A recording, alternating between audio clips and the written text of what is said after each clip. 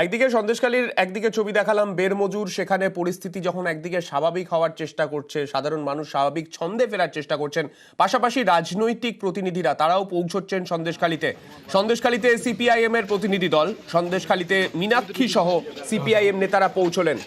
সন্দেশখালীর মাঝের পাড়া, সেখানে মীনাক্ষীদের আটকায় পুলিশ এবং সিপিআইএম এর প্রতিনিধি দলের মধ্যে বচসা হয়। সেখানে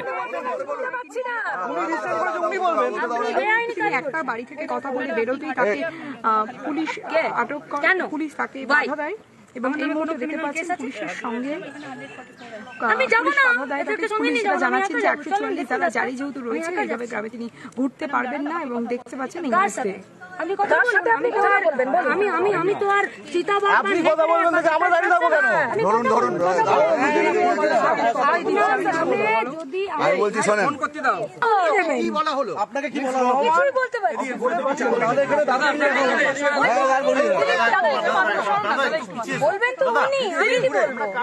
আপনাকে কি 144 এর বিষয়ে বলা হচ্ছে? আরে উনি কিছুই বলেনি, ওনাকে জিজ্ঞেস করুন না উনি কি করবেন এখন। আপনি আরে ওনাকে জিজ্ঞেস করুন, উনি বলেননি আমাদের কিছু। মুশকিল, আপনারা মিডিয়া তো, আপনি আমাকে কেন জিজ্ঞেস করুন? ওনাকে জিজ্ঞেস করুন না, ওনাদের জিজ্ঞেস করুন না, কেন জিজ্ঞেস করছেন না ওনাকে? আরে ওনাকে জিজ্ঞেস করুন, আপনারা চুপ কেন আছেন? আমি চলে যাব, আমাদের প্রতিনিধি অনুপম রয়েছেন আমাদের সঙ্গে। অনুপম, আমরা দেখলাম পুলিশের সঙ্গে বচসায় জড়িয়ে পড়েছেন মীনাক্ষী মুখার্জি। আমরা তোমার থেকে জানতে চাইবো আপডেট, তারপর কি হলো? সেখানে কি তিনি আর এগোতে পারলেন নাকি সেখান থেকেই তাকে ফিরিয়ে দেওয়া হয়?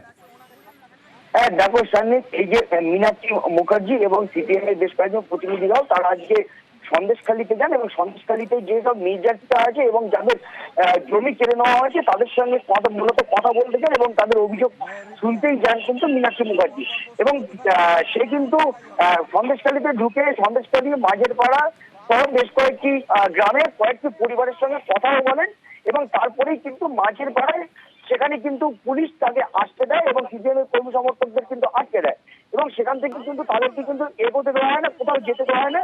এবং মীনাক্ষী মুখার্জি কিন্তু বারবার পুলিশকে কিন্তু রিকোয়েস্ট করতে থাকে যে আর কেউ যাবে না, তিনি একা যাবে, তিনি একা গিয়ে গ্রামের মানুষের সঙ্গে কথা বলবে।